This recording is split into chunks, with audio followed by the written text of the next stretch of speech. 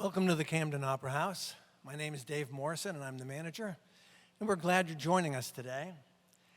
All of our free live stream events are supported by the Community Arts Fund, and you can donate on our website, and if you have already, thank you very much.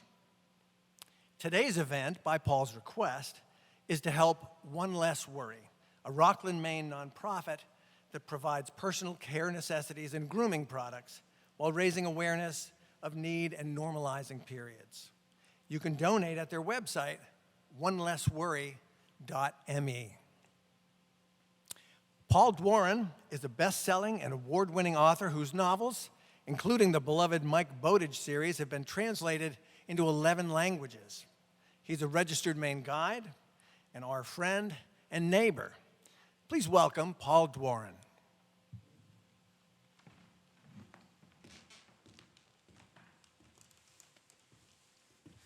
Well, thank you, David. It's a pleasure to be here. I will say at the outset that this is the first time that I've ever spoken to an empty auditorium by choice.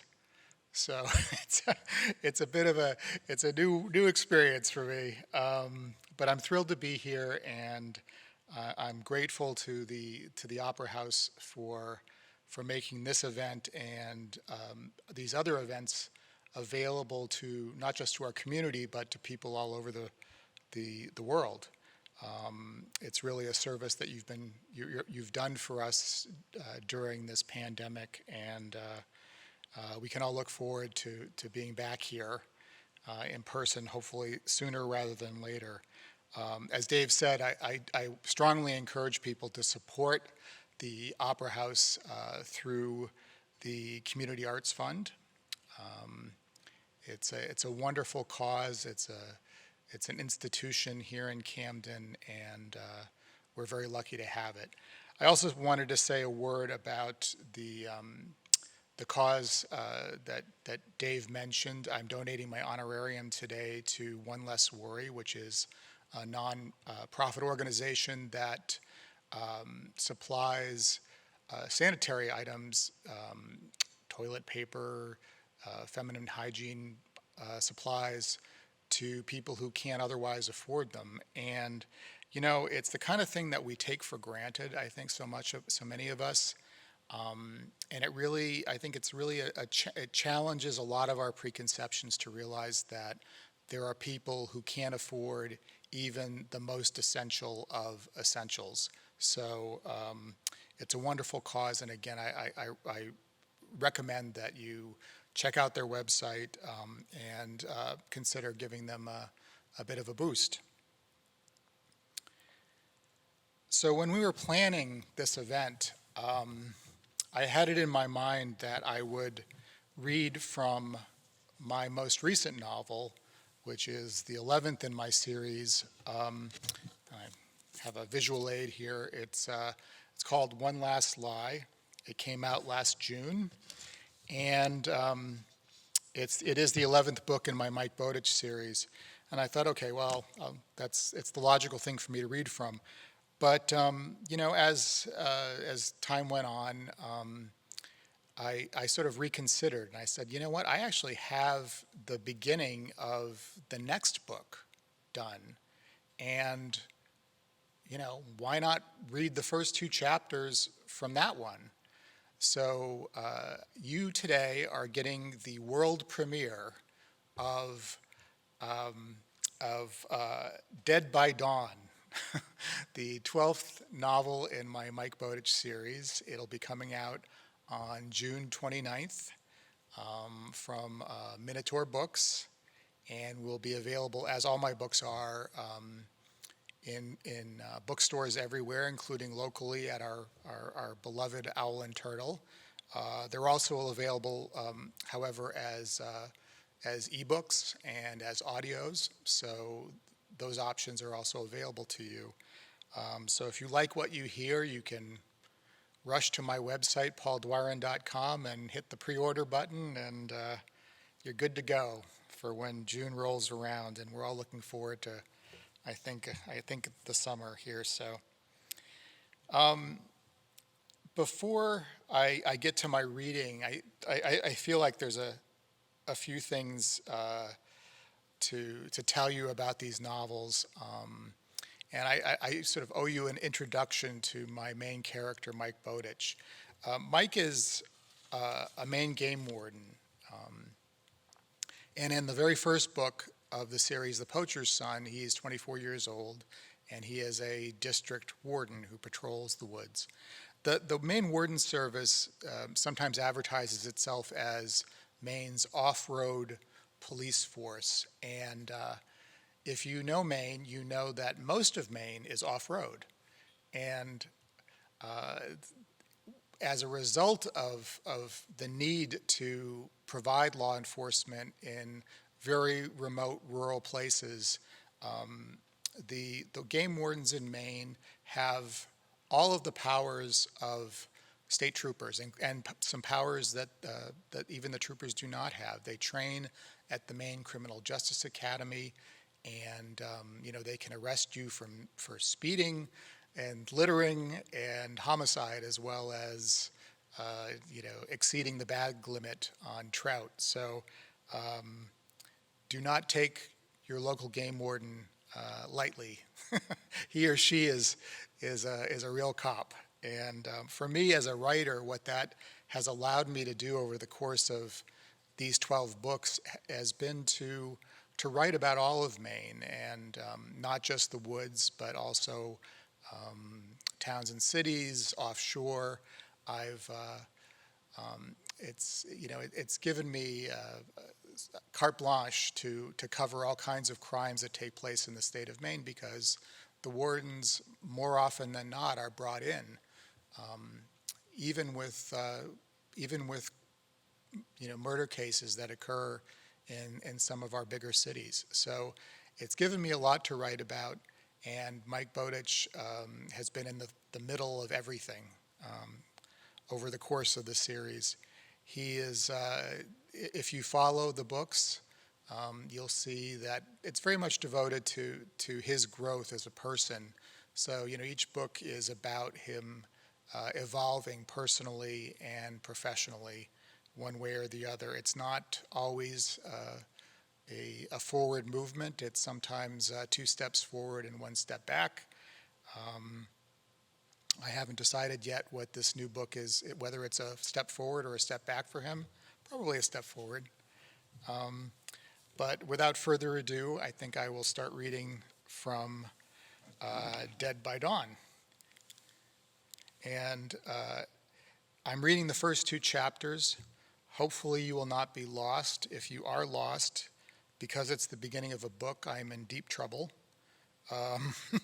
So let's hope that it all makes sense to you, and that you will want to read the rest after I finish this.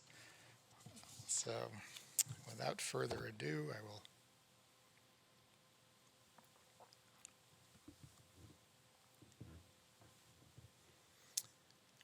Chapter 1. The hill is steep here, and there is no guardrail above the river. I think I'm being careful, keeping a light touch on the wheel, feathering the brakes. But then I come around the curve and see the spiked objects scattered across the asphalt in my headlights. They look like barbaric versions of children's jacks, or medieval caltrops laid on battlefields to maim horses, except that these hunks of metal have been welded from box nails and placed here for the malign purpose of blowing out automobile tires. The front wheels of the Jeep run over the first of them before I can react, and the sound is like 2 muskets being fired in tandem. The wolf dog in his enormous crate in the rear lets loose a strangled yelp. And now the back tires are bursting too, and the steering wheel tugs one way, then the other, and when I pump the brake pedal, nothing happens because I'm going too fast. I'm over the edge before I can exhale. I feel the drop in my stomach. The high beams touch the frozen river a microsecond before the vehicle itself does, crashing into and through the ice with such violence that the engine block lurches under the hood. The airbag bursts like an outsized puffball in my face. My lungs let go of their oxygen, and icy water rushes up around my legs to pierce my groin. The cold delivers a body blow, the assault fiercest upon my heart. My breathing becomes rapid fire, insufficient to my lungs' needs. Because fear moves faster than thought, I experience the panicked recognition of what has happened, of what is happening, as scalding heat along my scalp. Then neurons flash inside my brain, and I am fully awake to my predicament. My first thought is of Shadow, trapped inside his kennel. The danger to me registers as a secondary concern, except as a scolding voice inside my head. Boat it, you idiot. I'd taken the blind curve too fast. Should have known better than to pump the brakes when the tires detonated. Shouldn't have tried steering through the blowout. Not that my mistakes matter now. Another nanosecond passes before I realize that the upended compass hasn't broken entirely through the ice, but is stuck half in and half out of the Androscoggin River. I'm staring down past the bobbing airbag and the spiderweb cracks in the windshield and a shimmering brown water illuminated by halogen bulbs. Cold crushes my chest. I slam my left fist on the controls in the door to bring the windows down, but I'm too late. The electrical system shorts out and darkness floods in as absolute as the river. Just sounds now. The water sloshing, the thrashing of Shadow in his cage, the crunch of ice, my own overloud heart. At a course I took with the Michigan State Police, part of my continuing ed, the students practiced escaping a sinking vehicle. But I was surrounded by rescue divers that day, and the water was as warm as a bathtub. It surprises me that the memories of that distant exercise still reside in my muscles. I'm not making decisions exactly. My hand finds the seatbelt release button, the buckle snaps back, and I fall forward into the flood.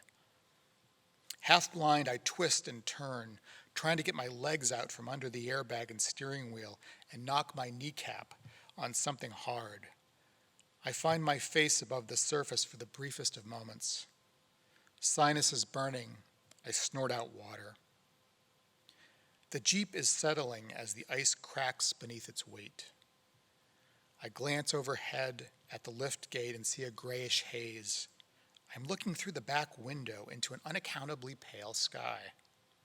I grab the headrests and pull myself backward, halfway between the front seats, but something catches at my waist as I try to kick swim through the gap. The gun in its holster on my belt.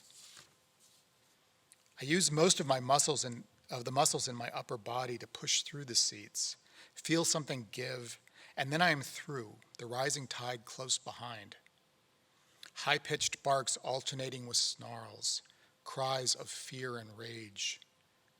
Shadow's enormous kennel is made of rotomolded plastic, double-walled and crush-proof.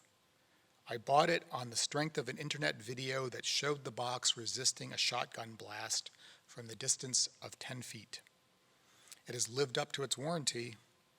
The walls are intact, the gate remains shut, despite the violence of the fall and Shadow's desperate efforts to break free, the straps securing it to the frame haven't given an inch. Climbing into the back across the folded down seats requires awkward contortions.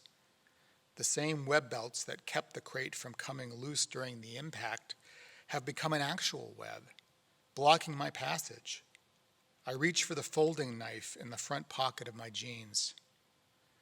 The Gerber 06 Auto is no gentleman's folder, but a massive hunk of machined metal, an aluminum and steel bar containing a razor-sharp switchblade for use in combat. It weighs 7.1 ounces. The drop-point blade, serrated at the hilt, is forged from S30V steel alloy and measures 3.6 inches from tip to finger guards. My friend Billy Cronk carried this knife on his tours of duty in Afghanistan and Iraq and survived while thousands of his fellow warriors perished. Although Billy never said so, I believe the blade may have taken lives. He gave it to me as a gift on my 30th birthday. His nickname for it was the Beast. When I push the oversized button on the handle, the blade swings open. It doesn't spring from the tip like a switchblade from a 1950s movie. The serrations are sharper than wolf's teeth. I saw easily through the nylon straps. But now the untethered box lurches. 140 pounds of drowning canine causes it to move, and at first I can't get past. Then the crate bucks again, creating an opening, and I seize my chance to swim through. I reach down for my sidearm to blow out the back window. My fingers slap my side, expecting to close around the grip of my cig, but I find nothing. Straining to squeeze between the seats, I have dislodged the paddle holster. It was designed to slide in and out of my waistband without my having to remove my belt. The light inside the Jeep is all but gone. The last pocket of air is closing. I need to break the glass. Then it hits me. I've been holding the tool I needed the whole time. Opposite the blade of the tactical knife at the end of the pommel is a strike point, which is a fancy name for a window smasher. Now I am completely underwater and my lungs are burning like I've inhaled chlorine. I drive the strike point into the window. The glass explodes into shimmering bits that catch light as they drift past in the coffee-dark current. As soon as I undo the latch, the wolf bursts through the door of the kennel. Swimming, a foot catches my hand, and I feel a searing pain as his curved claws rake my skin. I let out a gasp, and the last of my precious air bubbles away. For an instant, I'm paralyzed again, unable to think or act. The lack of oxygen is popping my eyeballs from my skull. I don't recognize the black ribbons before my eyes as the blood from my hand. I manage a few lame kicks and I am sucked through the broken window as if by the current, although it's just the weight of the Jeep descending to the rock-tumbled bottom. Training to become a game warden, I learned that a corpse will sink before it rises, that the human body loses buoyancy after our last breath leaves us. Somehow I float. With almost no help from my dangling arms and legs, I rise toward the surface, only to knock my skull against the drifting ice. I've been carried past the hole made by the Jeep. All day, I'd been following the half-frozen Androscoggin, observing the wide river with no expectation of having to rescue myself from it. I recall stretches of open water disappearing and reappearing from beneath vast silvery sheets of ice. I recall steam rising because the air is so much colder through the ragged gaps. I'm trapped and out of oxygen and caught by the current. Swept along by the river, I repeatedly bump my head against the impenetrable ceiling. Even if I had the strength to scramble along, feeling for a hole to admit me into the December night, I probably wouldn't find one. This is the way it ends for me, I think. Maybe Shadow found his way out. It makes it easier to believe he did. My eyes close. My bobbing skull strikes the ice again, bounces off, rises one last time. And somehow, my face has found its way above the surface. I choke out river water, take the biggest breath I have ever taken, and look up at snowflakes blowing like feathers across the sky.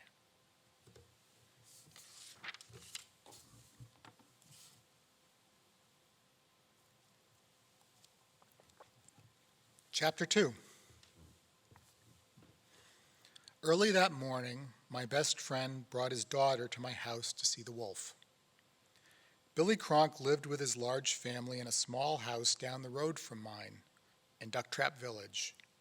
I had asked him to help me load the crate into my Jeep because it was a two-man job. I had also wanted to ask his advice about a sensitive personal matter. He had surprised me by bringing along little Emma. When I'd first met Billy years ago in the Black Forest of Down East Maine, I was convinced I'd run into a lost descendant of the Norsemen who who had briefly invaded North America during the time of Leif Erikson. He stood 6 feet 5 inches tall with a golden beard and blonde braids, and he possessed some of the weirdest eyes I had ever seen in a person, the disquieting ice blue of a sled dog. That day, like most days, he'd worn a hunting knife in a sheath on his belt that could have served most people as a machete. The uneasiness I'd felt in his presence was more than a reaction to his intimidating appearance. Billy had served as a light infantryman during some of the most brutal battles of the Iraq and Afghanistan wars, and carried himself with the perpetual alertness of a professional soldier. He was a man who had killed other men, and violence followed him like a shadow. I'd watched a barroom packed with drunk loggers and hunting guides, some of the meanest brawlers in the North Woods, fall silent when he stepped through the door. Some of these roughnecks even slipped out the rear exit rather than cross his path leaving. Billy Cronk was no gentle giant. The man was brutal against anyone who threatened his family or his friends. A year after we'd become close, I had occasion to witness the violence of which he was capable, and what I had seen had chilled me to the marrow. Based in part on my testimony, he'd gone to prison for the crimes I'd watched him commit. He was only free thanks to a questionable pardon issued by our blowhard ex-governor, which wasn't to say that there was no gentleness in the man. He wrote heartfelt, if poorly composed, poems about summer sunrises and migrating monarch butterflies. He wept openly when he listened to Cape Breton fiddle music. He made a quiet practice of rescuing and rehabilitating injured animals. His current charge was a blue jay, blind in one eye, he'd nicknamed Racket. Given this secret tenderness, it was hardly a surprise that his youngest child, his only daughter, had made him her slave. Emma was even blonder than her father, platinum white, with her mom's rosy complexion and thoughtful gaze. While her 4 brothers were all husky for their ages, Emma Cronk was almost elfin in her smallness. The fairy-like quality was reinforced by her current obsession with the Harry Potter books. This morning she was wearing a black wizard's robe her mother had sewn for her out of fabric bought from one of the local dollar stores. Pink snow boots peeked out from beneath the salt-stained fringe. Upon entering my drafty, unswept house, she announced, "You don't have a Christmas tree." She wasn't any blunter than other kids. It was just that as an unmarried man of 31, I found most children to be discombobulating. "I've been busy, Emma. I haven't had time." "But you don't have any direct decorations at all, Uncle Mike." She emphasized her words with the wand Billy had carved for her. "How will Santa leave you presents if you don't have a Christmas tree?" It was December 21st, the winter solstice, the shortest day of the year. The holiday was less than a week away. It seemed too late for a tree, especially since I would be traveling for Christmas, although I wasn't yet sure of my destination. That particular conundrum was what I'd wanted to discuss with Emma's father. "I don't want presents," I said, squatting down to her height. "I have everything I need." Her eyes bugged out. "What?"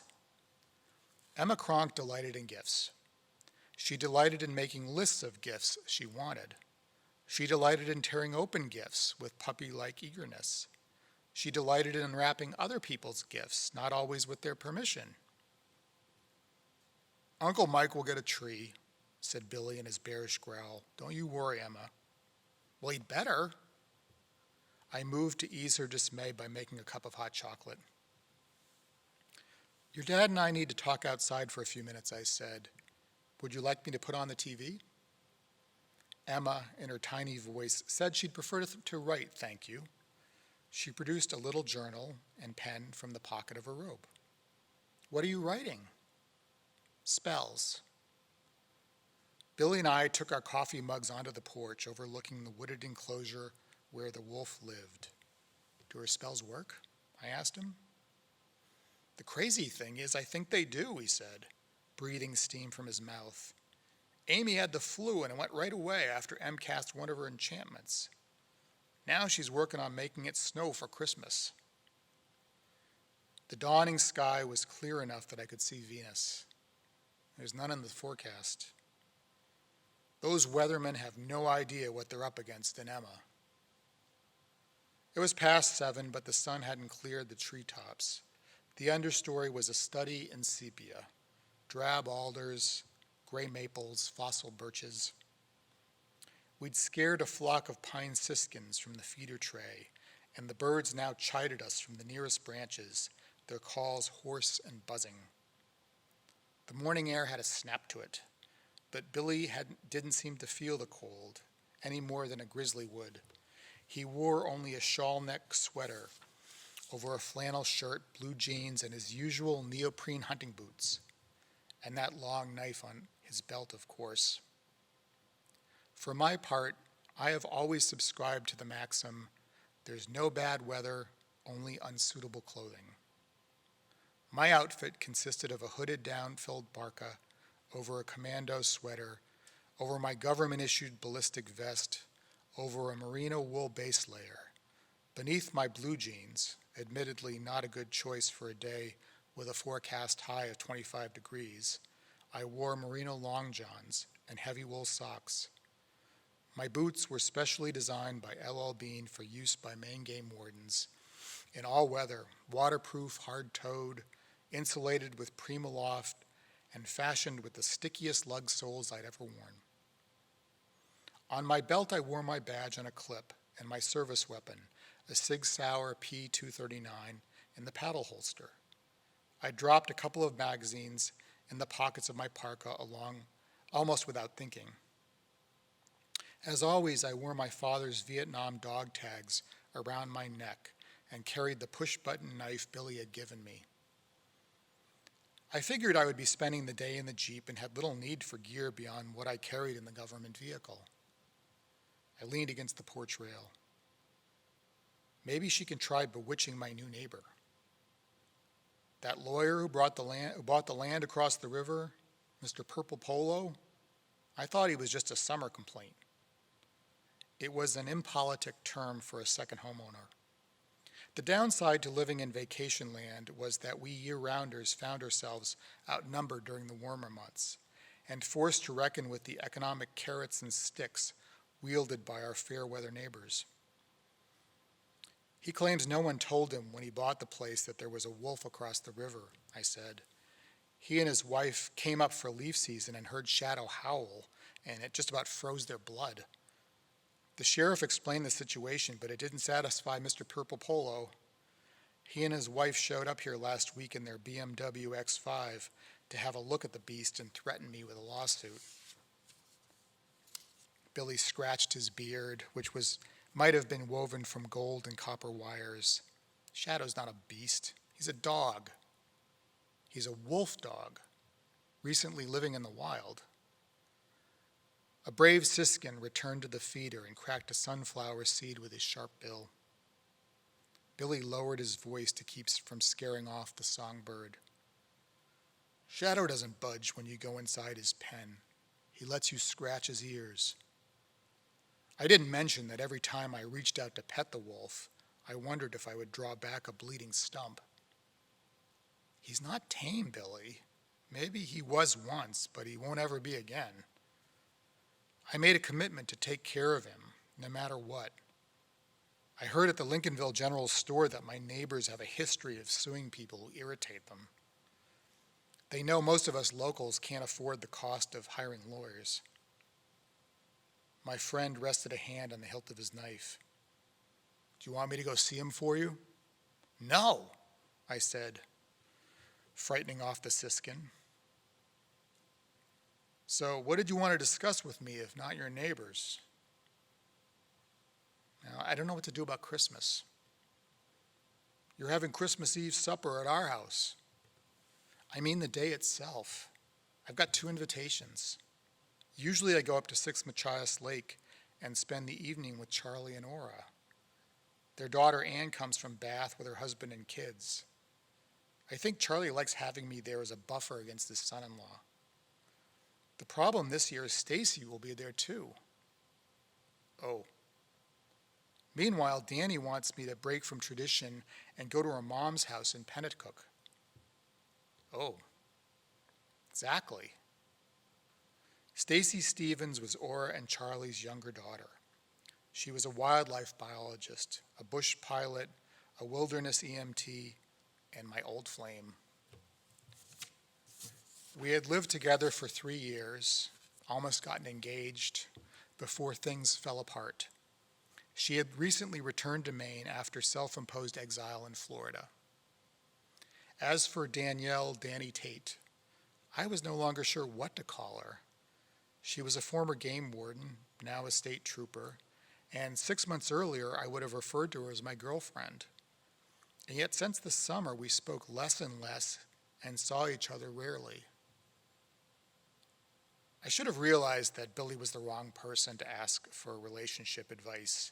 He and Amy had been sweethearts at Machias Memorial High School. As a couple, they were an advertisement for wedded bliss. You're kind of running out of time to make a decision, he said. Tell me about it. He scratched his bearded chin. Isn't Pennacook where you're going today?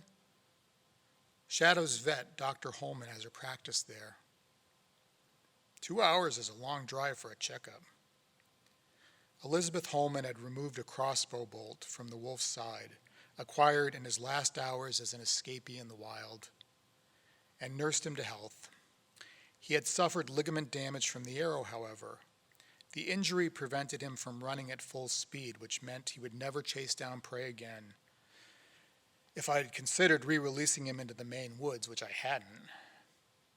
Now he lived behind my house in a compound roughly 1.5 acres in size, with chain link fences 10 feet high, impossible to scale.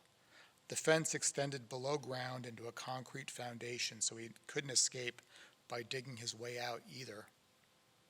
I had made sure he had bushes and trees where he could hide, and an exposed ledge where he could sun himself. But there was no denying the fact that his pen was still a jail yard. Dr. Holman had made house calls for her first exams. She'd brought along a dart gun with ketamine-filled projectiles to tranquilize the wolf, but Shadow had learned to find redoubts in the trees that made it impossible for Lizzie to get a shot at him. I still don't understand how you think you're getting Shadow into a crate, Billy said. That animal is smarter than 80% of the guys in my prison quad, and 90% of the guards. Now it was my turn to smile. You know me, I've always got a plan. I pointed at the frozen ground where a snaking length of orange extension cord twisted and turned from the house all the way to Shadow's enclosure. I had positioned the kennel just inside the fence. The electrical cord led to the box and disappeared through one of the air holes on the side. Try not to make a move, I whispered as we descended the stairs. Billy could move through the underbrush as silently as a deer. Of course, I was the one who stepped on a twig. The sound didn't cause Shadow to bolt. His snoring continued from inside the crate. I had tied a length of Kevlar cord to the open door of the kennel. Now I gave it a hard yank, and the gate swung shut, and there was a click of the latch fastening. Shadow arose from inside the box and growled, but he didn't fight against this sudden confinement. That had been my biggest worry, that he might injure himself trying to escape. I put an electric blanket in there last week.